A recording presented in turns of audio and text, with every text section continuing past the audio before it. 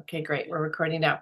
Hi, everyone. Welcome. So today is the launch day for Volume 6, Anodyne Magazine. I'm super excited to see your faces and to have this opportunity to host this reading.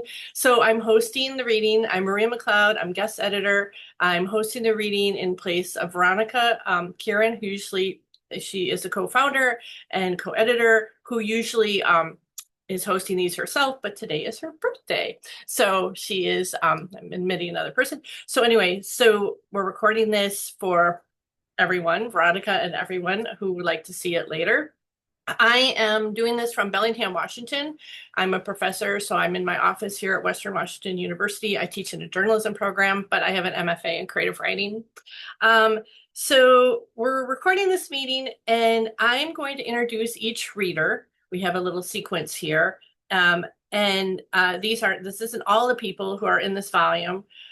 We have 28 pieces in this volume. I think it's 18 people. I might be wrong about that. About 18, 28 pieces. So 21 poems, 3 pieces of art, an essay, creative nonfiction piece, visual animation, and prose piece. You can see a digital version as well as there's going to be a physical version, and today is the launch day for that. So you can begin ordering that. If you're here as an attendee, I can tell you right now that there is a discount code. If you're here as a writer, you have your own discount as a contributor, whether you're an artist or a writer. But for people here who are just here to watch this and listen, your discount code is, I'll put this in the chat too at some point, volume 6-10. So it's a 10% discount. So is there anything else I need to say that I forgot? If I have, I will add that, I think, towards the end. And let's launch with the reading. I'm very excited about this. I will mute myself between people so that speaker view shows the actual speaker. So we're going to start with Haley Oles. And Haley, I just want you to say where you are, reading from, where you're located, and the title of your piece or pieces in the issue if you want, and then read for about 5 minutes. And then we'll go to Mary after that. And you can unmute yourself.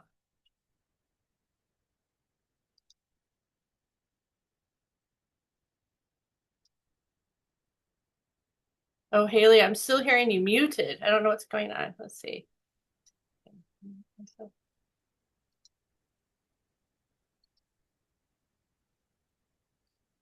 Hold on, Haley. Well, it's not, I don't think it's at my end. Let's see. And it looks like you're unmuted from your side, Haley. That is weird. Oh. Can you hear me now? Oh, we can. Yay. I'm on my work laptop this time, and so things are a little bit different. I apologize. No problem. Okay. Hi. My name is Haley. I am calling from Chicago. I'm actually in my classroom. Today is the last day before students come back on Monday. I teach high school English. So I thought this would be a nice little, you can't even really see, but my classroom faces the courtyard. So I positioned myself in a nice way here. I don't think I can go the full 5 minutes, but I'll try my best. I have one poem in here. It starts off the collection. It talks a little bit about 2 things, both my relationship with my religion, my former religion as a Christian growing up in the South, and then my queerness, which has come kind of later in life, or I've confronted, I guess, later in life. Yeah, so I think that's everything you wanted me to say. All right, so I'll just go ahead here. Let me just pull it up really quick. Okay, so it is called Altar. The softest part of this headache, lips raw and electric, my hands static shock. Heart line towards God, my mouth foaming with guilt, spit gurgling to be forgiven for my trespasses. These days are long like eternity's pointed finger. Once this guilt was written down in a 5-star, my epistle of inky repentance. To church my way out of search history damnation. Oh, Emmanuel, deliver me to straight porn. O holiness, let me return to Adam, rib maker. Let me return to my knees for all hymns to receive. Once I buried grief in the same place as the idea of perpetuity, the nail at the end of the pointed finger hammered into Savior, yet I kneel. Her love a zephyr and mine a prayer. Clasped palms, I swashbuckle, I subterfuge, I Tylenol smokescreen, I holy chest of liability. Once I unbury, then I gleam. Amen. Okay, that's my piece. I do want to also say, I forgot to say this at the beginning, I'm going to have to turn my camera off at some point. I share the room. I've had my classroom partner vacate for like the first 15-20 minutes because I knew I'd probably be at the beginning. So I apologize. I am here. I am listening. I'm excited, but I just won't be, on camera. So thank you very much. Thank you, Haley. That's awesome. And next we have Mary. Hi, everyone. Thank you. That was a beautiful reading, and I'm very proud to be here with all of you and in Anodyne. In San Francisco, California, in my living room with a random day off from work, so it worked out very well for today's reading. And I am going to read a short poem called On Awaiting Medical Test Results. And I'm going to read it twice. It's very short. And I went to a David White reading and where he did that, and I found it actually really helpful for hearing the poem, that he read his poems twice in rapid succession, so that I just felt like I heard it differently. So that's what I'm going to do, well under 5 minutes. Maybe you feel as though someone strung a piano wire through your middle, and you're spinning on it like a figure in a foosball game. The spot on your film is the puck, and some divine player is taking aim at the goal, which is either good health or death. But you could just as easily imagine you're a flower on a succulent on a dune along the coast. That would be just as real. Maybe you feel as though someone strung a piano wire through your middle, and you're spinning on it like a figure in a foosball game. The spot on your film is the puck, and some divine player is taking aim at the goal, which is either good health or death. But you could just as easily imagine you're a flower on a succulent, on a dune along the coast. That would be just as real. Wow. Thank you, Mary. Thank you so much. I enjoyed hearing it twice. I could hear it more. Brandy, I think you're up next. Hi, everyone. I am so honored to be here. It's wonderful to hear these amazing poems and be part of this community. And thank you to my family and friends who are here too. It's really lovely. This is called Fragmented Matriarch. It is actually about my grandmother who struggled with schizophrenia, but I think it can be applied in many different ways to kinds of identity and fragmentation as a mother as well that people experience. So this is called Fragmented Matriarch. In dreams, she comes to me whole, wide eyes reflecting, sea green shine, cool roiled gulf. Crimson lipstick, bottom lip drips. She sings opera, opens all doors and windows. Front, back, side, mind. For wind to carry, voice away. Far from house, hands stapled to floorboards.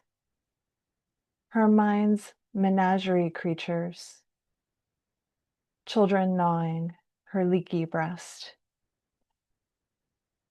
Thank you. Thank you. Thank you so much. I love hearing these. That's really great. Karen Lozinski, you're next. Is Karen here? No. Okay. If Karen signs on and someone sees her pop in, I'm gonna put her back in the sequence later. But Denise, and that will make you next. Hello, my name is Denise. I am, um, sorry, ADHD is terrible. I am in Las Vegas, Nevada. That's Southern Paiute Land, New Movie Land. Um, I am going to read You Are Not Your Diagnosis. And just as a little preface, I wrote this because I have long struggled with the expectations of the people in my life around me with my own mental health and including the times now where I'm actually in school to become a licensed mental health counselor. So I felt like this was kind of important to say. So, you are not your diagnosis. You always lead with your diagnosis whenever you provide updates. You are so caught up in your mental disorders. You don't have a mental disorder. Your doctor is a quack who wants to pump you full of drugs. You don't need all of this medication. Ever since you started seeing your therapist, you've changed for the worse. You don't have bipolar. You aren't depressed. You are just lazy and making excuses. You're irresponsible and just make poor choices. You never listen, and I hate repeating myself. Everything goes in one ear and right out the other, and that's why I can't talk to you. And that's why I have to repeat myself like you're 5 years old. You are getting harder and harder to love. What happened to common sense? You're just being dramatic. You're over dramatic, drama queen. You talk in circles. You over explain. You're doing too much. You're too much to handle. Too much of something is bad enough. Too much of nothing is just as tough. I need to know the way to feel to keep you satisfied, to keep getting by. It's too much. You are not your diagnosis. You are just too much. Thank you. Thank you so much. That was great. And let's see, after that, we have Christy Beckwith. Hi, everybody. I'm Christy Beckwith. That's my friend Nisi. I feel like my poem is very similar to hers. I have two poems. One is called Abe for ADHD, which just deals with, everybody gets their peaceful morning except for me and this brain and people who have brains like mine. Okay, here we go. The lavender light weaving through the window screen is a canvas that paints my internal dialogue, my thoughts stampede, fast and loud, a stream, an assault, a bubbling stream of Merlot thoughts, stone sober, pour, gush, flow, so fast they catch on themselves, relentless noise. Who will read this? No one knows. How alone I feel. I am not screaming, yet it is loud in here. The loneliness, the questioning, the tricks I learned in therapy to quench the goblins. She's quiet because it's hard to stop, to interrupt the thoughts, to speak. I miss details. Rinse, repeat. Rinse, please repeat yourself. I didn't hear. No, it's not that I wasn't listening. It's that I didn't hear you over the roaring synapses rushing through my ears. I wish I could just snap and stand alone in a white room full of nothing. Maybe one window for light and a chair, a footstool, in the holy, sacred nothing. I wish I could think happy thoughts and lift off the ground, light as Tinkerbell, but there are 12 church bells ringing in a tower, God's temple, and I can't reach the top to turn off the Bruno Mars lyrics. This is a portrait of a woman on a crowded street between a crosswalk and a hard place. My twin bed, a soft place with a 3-inch egg crate topper. I want to be steeped in a dream where I float or fly. I hear normal people don't think in color, don't picture what they think, that sometimes they hear nothing. A mind with nothing must be boring, must be calm, I joke, to pretend joke that I don't need relief. That it's either take the drugs that would make a normal brain see through walls, fist bump a train at full speed. The speed is what calms me down. Fuck a normal resting heart rate. It's good to meet me medicated. I am pissed at 4 decades of what if you just, why don't you just, why can't you just? And the second poem is based on the sum of my habits I am. And there's no preamble to that. Based on the sum of my habits, I am a half can of seltzer, the wrong side of an exit sign, a playlist of sad girl songs. Creative is a coping mechanism, an autobiography titled How to Become a Self-Help Book. A silent stranger, the loudest friend, a wunderkind of weird, sometimes the muscle, sometimes the memory, the way a voice shakes when it's scared but can't be silent. Internal dialogue over the static of an AM radio, white noise with an overlay of earworms, a book at the bar, a time slut, a church pew in an alley, a middle child foster mom, enamored by love, noun, exhausted by love, verb, observant in vehicles, sick when in motion, the good kind, overwhelmed, usually the good kind, a tender blister, writing the anger out of my eulogy, quick to mourn, quick to laugh off the hurt, a dictionary evolving from amiable to formidable, 50% certain I'll win, 100% certain my definition of win will change. Thank you. Thank you so much, Christine. Okay, I should have mentioned that if people have questions or thoughts, to make sure to jot them down. I forgot to mention it until now, so we can, ask people questions at the end too. But you may remember your thoughts without having to write them down. So next, I am actually, Karen just joined. Karen Lazinski, are you here? Let's see. I think I just saw her name pop up. Karen, there you are, Karen. Yay. Hi. Hi, Karen. Well, I have you in the sequence, and I know you just joined and you're probably trying to catch your breath here, but would you mind, are you ready to read? Could you read for us? Sure. I'm sorry I'm also running so late. It's obvious technical difficulties, and we have a number of computers, all of which decided to crap out on me this morning. So It always happens. It always happens. So I'm just asking people to, say where you're reading from and then the title of your piece, and read for, like, some people just have a poem that doesn't take 5 minutes, but if you want to talk about your poem a little bit, say your poem, or, just read for 5 minutes, that's great. okay, thank you so much. I mean, I'm in New Orleans, Louisiana. I grew up in New York City. I came here via Southern California. I've been living here for like 14 years. My poem will not take 5 minutes. It takes about 2 minutes. And basically, I have been struggling with my health and chronic conditions for about 8 years. And it was after having lost a very unexpected pregnancy. My convalescence, I guess, led to a number of health issues that I never would have believed I would encounter.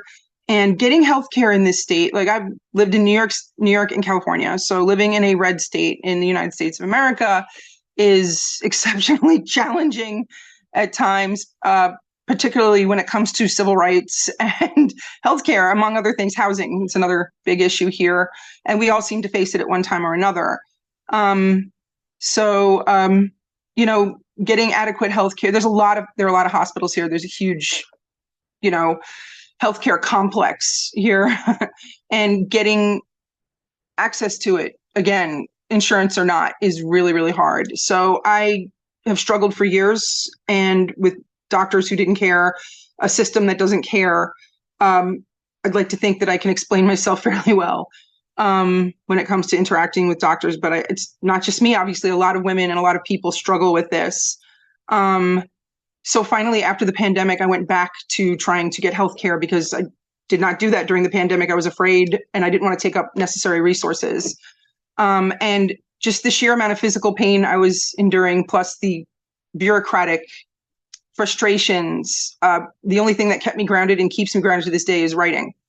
And this poem came out of that. And I hope I didn't explain it too much. And please forgive me. I don't see very well, so I might have to sort of crouch near my screen to be able to read this. So I am sorry if I'm sticking the camera in my eyeball or in my ear or something. That's okay. So it's called, and sorry for the protracted preamble, but it's called A Few Extra Milligrams. I may even have to take my glasses off. The day after, I slowly reintroduced my body to food: processed cheese food wedges smashed by a weary thumb on buttery generic cracker rounds. taken whole like a supermarket sacrament self-administered. Each swallow a test of a floundering organ, practicing vexed echolocation with my liver. I beat myself up like a raging pro, an extra tablet, a sad attempt to build a bleary detente with the pain that flounders through my nervous system that heralds itself at 3 a.m., that shakes me like the sudden, unexpected crash of a storm at that same hour, that rips my energy into a useless flurry of confetti, thrown by an apathetic hand at no one, for nothing. I have been disassembled, torn to scraps, rendered to a sleepless collection of non-working body parts. I come apart completely. I stretch into gauzy paper snowflakes, disintegrating in the sun, ambitious paper mache creations crumbling to pasty dust. White coat after white coat yawns as I unfurl a dog-eared litany of symptoms. In rooms so blank, the absence of pigment incites a new ripple of pain. Doctors' eyes glaze, lost in computer screens. At times they will pluck fuzzes and imperfections from their white coats and clothes. I am no longer patient. I am supplicant, begging for a few extra milligrams so I can stand before the sink to wash dishes or sit on my sofa without screaming. Nurses hiss junkie at me. Phone jockeys bluntly proclaim I won't be getting any pills, though I haven't asked for any. I'm just calling about another appointment that yields nothing, goes nowhere, in a place where conservatism ate compassion a long, long time ago. I remain castigated for conditions caregivers refuse to investigate or name. Relief has a thrum I can find and follow. Capitalism did its bit to devour compassion too. But at least the dealers toss me a free pill now and then. Loyalty does have its perks. And thank you for listening and letting me read. I really appreciate it. And thank you for letting me be a part of this amazing publication with all these amazing writers and artists, because it is a healing process. So I'm very appreciative. Thank you so much. You're here. Thank you. My gosh, you echo so many things that we're all thinking and feeling, and I just really appreciated that. So time for comments at the end. There is something I wanted to add. Was there anybody else who joined us who has a piece in this issue who wants to read, who wasn't on the list? Because the only last person I have here is Brittany, but is there anyone else here who wanted to read? Okay. All right, then we'll have our featured reader is Brittany McAfoos, and we'll have her read next. Thank you. Hi, thanks. I'm really excited to be here. I'm from Bellingham, and all these pieces just resonate so much with me in different ways. So this is really, really wonderful. I will be reading an excerpt from my essay. It's called "The Hoax Underneath My Scars," and it basically takes what is, in my opinion, a criminally underrated Taylor Swift song, Hoax, and that's the lens through which to examine my personal history of medical trauma, which started very early, but it really came to a head after a C-section, an emergency C-section that I had. And then 4 years later, I had a mass in my abdomen resulting from the C-section. And I was told at the time that it was probably cancer. Doctors were baffled by it. And it ended up being an endometrioma, which it turns out is fairly common, but doctors just didn't even, they went straight to cancer, which I think tells you a lot about how women's health issues are engaged with today. So that's kind of the context. And I'm just going to read like a page from this. Tuesday afternoon, January 6, 2021. I'm scheduled for surgery to remove a mysterious mass from my abdomen. I'll always remember the date because it is the morning of the Capitol riot.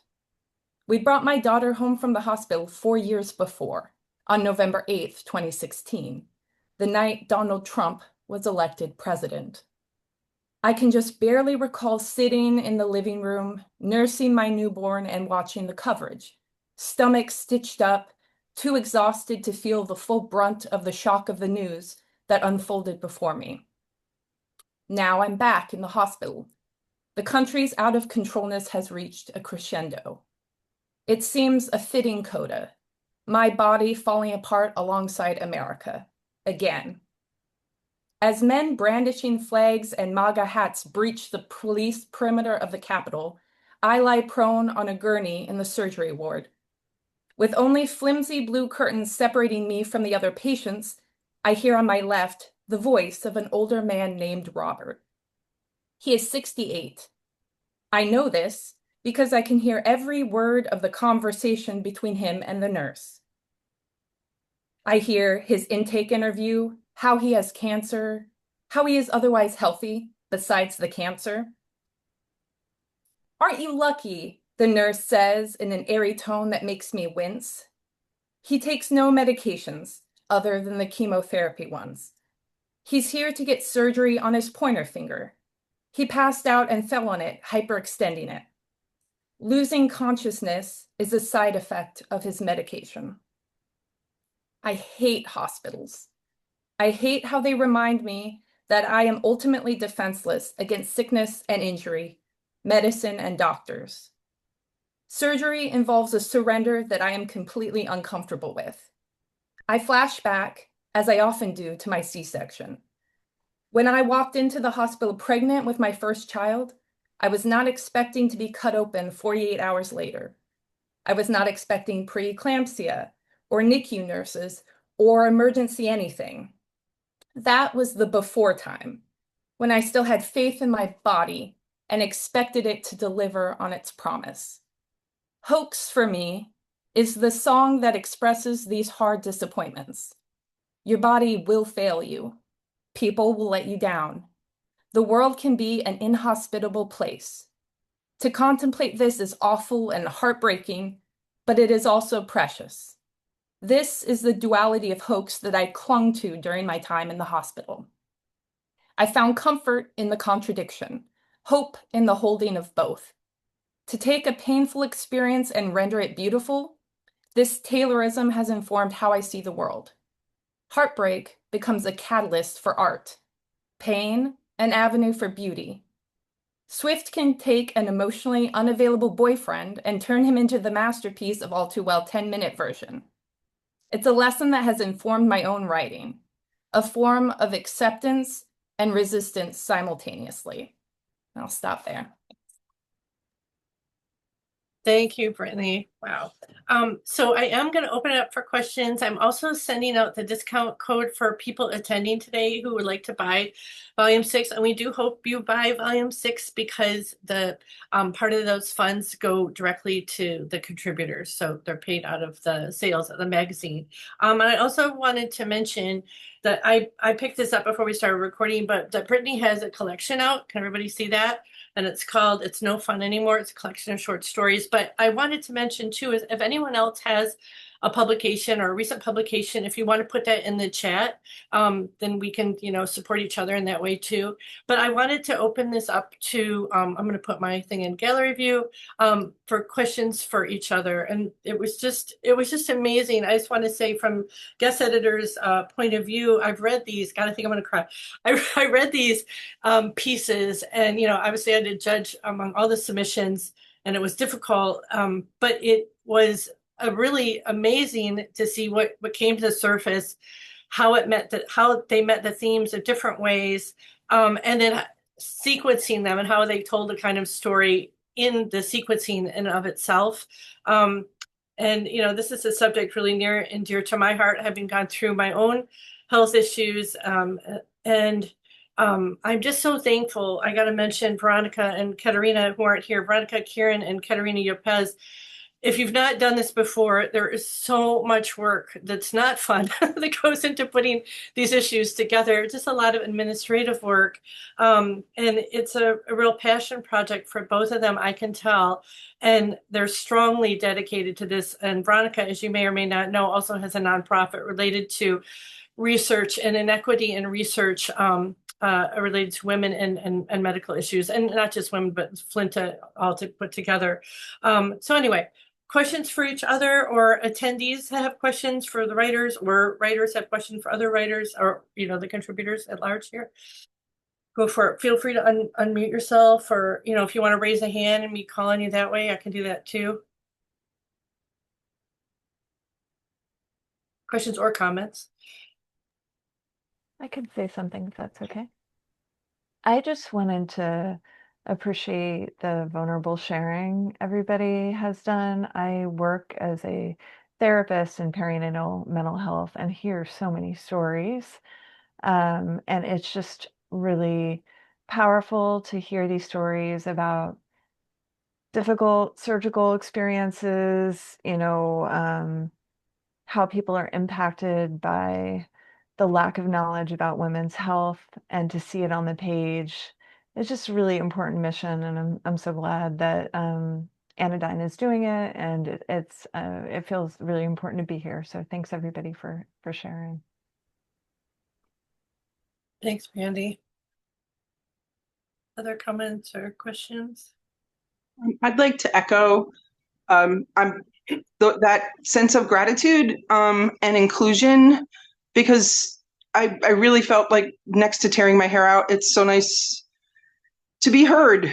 It's sort of like that revelation that you have when you find a good doctor or a good friend or whomever who actually sees you as a person, sees your essence. This is like this experience for me, having been accepted by this publication, getting to hear and read and experience everyone's work. It resonates that strongly with me, and the catharsis, and it does have a healing quality and a healing property. So I'm very grateful, and I loved reading everyone's work. I read the whole issue. It's really, and looked at the artwork. It's remarkable, and I really appreciate being a part of this community. And I cannot express enough gratitude. And I wish I had more specific comments about the work right now, but just know that I loved it. I really did. So thank you, everyone, really so much. Hi, yeah, I wanted to echo that. I really loved reading everyone's work in this volume, and I was reading along with each person with the digital copy, and I just wanted to say that there's so much that has resonated with me. So it really is an honor to be included with all of your work, and I really appreciate your vulnerability, and it made me feel it made me feel better about being vulnerable on my own, because it's a very hard topic, to have to talk about your struggles, because it's just healthcare and mental health care in the way that our society functions today is very difficult. um, and I just everything resonated so much, so thank you. Hey, I'm Rebecca, and I'm also a writer, but I have a friend who's published here, Mary. Yay. But all of the work today has really spoken to me. I feel like I felt impacted by each reading, and I look forward to receiving the publication. Um, the things that really stood out to me is like in the with the healthcare and just having those kind of experiences shared. I mean, I do feel that there's a power in hearing each other and hopefully finding unity, and how that can galvanize change, I hope. The things that actually really did stand out for me is one of my kids has ADHD, and we're like navigating this. And so to hear the two pieces um, today that were focused on that experience has actually um, really been enlightening for me, and is definitely helping me with fresh perspective that I'm going to look forward to actually kind of like sharing that with my husband and with my kids, because I feel like it's going to give us some things to maybe talk about. Um, I had one question, and that was the first person who read, Haley. I was interested in the title is Alter, and I felt like I wanted to ask about the spelling, because I feel like it could be alter like ER, or it could be alter like AR, and both would work. And having, been raised Southern Baptist, though not really part of that anymore, also related to your work. So yeah, just had that one question. Thank you. I love that question, mainly because I think you are taking it in a way that I didn't think about, which I think is always funny. I feel like sometimes you'll write something and then someone will be like, oh, I love the way you did this. And you're like, oh, yeah, totally. I did do that. You're right. Yeah. No, I think that's a good point. I definitely, this was actually a challenge from my therapist to write this kind of a poem because I was recently, within the last few years, diagnosed with OCD. And one of the things that I'm like researching and trying to write about is this, I'm going to say it wrong, this idea of like scrupulosity, like the scruples. It's like an OCD directly related to religion. And I think that's something that has definitely shown up more for me as I move away from the religion I grew up with and trying to accept myself on this like larger level. So I think alter with an E would also make a lot of sense here, because I am like, I guess, altering in a way like the pieces that I have like a fidget toy as well because we're all neurodivergent in some way, I think. Um, uh, I lost my train of thought. Oh, altering the way that I was maybe brought up to think versus the way I think now. Yeah, I mean, you've definitely just given me a lot to think about that I didn't really think of before, and now I have more ideas for other stuff. So thank you.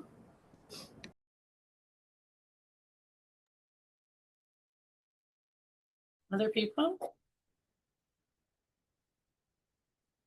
I wanted to recommend too, while we're on this topic, I was thinking about this when Denise was reading. I think, Denise, in your structure of your piece, you use slash marks, right? It's like one big paragraph block, but with slash marks in it. I think that's right. Yeah. And so I definitely want to encourage everybody to read through these. I love that. I think someone else used that format too, especially in exemplifying that ADD or ADHD brain, that kind of piling on that you feel, and I share that in common. And and I when you were reading it, I heard it in your voice, but when I read it on the page, I was hearing it in a variety of voices. So anyway, it's one thing to hear these read, and it brings them to life in a different way. But then it's another experience on the page. And I love having both those experiences, and the fact that this is going to be available to people to see and hear. And that if you've recorded your piece, that's nice to have too. And in relationship to Brittany's piece, I noticed that Katerina did something really smart in that she put the QR code to Taylor Swift's songs Hoax right on the piece. So that's really, those two things really go together for me very much. And the other thing, I'd be remiss if I didn't say this, both Veronica and Katerina, I think part of their mission is also really to create community. And I love that. I participated in one of these online readings as well. And so I encourage you to keep each other's contacts or each other's socials. And I think in the medical realm, speaking from my own experience and just hearing from others, is that when you have an experience like what Brittany was saying, they immediately went to cancer and, blah, blah, blah, that if you start to feel like you're the only one this has happened to, or you start to feel this protocol that's being imposed upon you is normal. And when you hear from other people who say, they're having X experience and it kind of resonates with you, you realize that in that unity, we have a kind of power. And I think that I would say that I think that's what Veronica and Katerina are trying to do. And Veronica is trying to do that in her nonprofit as well, Asterisk. So I encourage you to look at that and follow that too. I love this. I love this magazine. I love that they're doing what they're doing. And I feel like a lot of times when I write, I don't know if you feel that, I try to place my work and I try to think, where is my work going to go? Where does this go? Who's going to accept this? Am I some derivation to what the journal normally published because I'm talking about, hysterectomy or whatever? And that seems so gooey awful to them. Anyway, Denise, you had your hand up. Go ahead. Yeah, I actually just wanted to mention, I really liked how, sorry, the poem that I had written, it had the slash marks. When I submitted, it was actually in the form of a list poem. Mm. And so I think that was an editorial choice. And I really loved that because some of my poems are structured in that way, but I felt like it really kind of encapsulated the feeling that I have of when I'm in a manic episode with my bipolar. It's just, there's just a maelstrom of thought And I feel like that really kind of conveyed that, because it is the same when I had written it in the version that I had, but structured on the page the way that I see it and the way that I hear it. So that's all I wanted to say. Thank you. Anybody else? I just wanted to say thank you to everyone. I was participating as a listener. I'm a friend of Haley's, and I came in as a friend and really excited to hear the themes we talked about today. But I also want to say an appreciation from my therapist hat. I'm a psychologist, and I work with clients with their relationship to their bodies, relationship to identity, and embodiment. And I just want to express that the work that you all shared and the vulnerability that you shared will be shared with my clients. So many of their stories are actually very reminiscent to the themes that you talked about. And so I'm very grateful that now I have a way of connecting you all, even if you never meet in person. So thank you. Thank you. Gosh, that's awesome. Yeah, that's the other thing about writing is that we never know. You know, you never really know how far it's going to go or who it's going to, because we don't hear from all those people. So it's really nice for you to say that, Carly, because now we know. Well, here's at least some people we know are reading it, right? Some of your clients. Okay. Well, is there any last thoughts before we say goodbye and happy birthday? All right. Feel free to unmute yourself and give Veronica a shout out, and I'll stop recording after everyone leaves. Happy Thank birthday. Happy Thank you. Happy birthday. birthday, Veronica. Happy birthday. you. Bye. Thank you.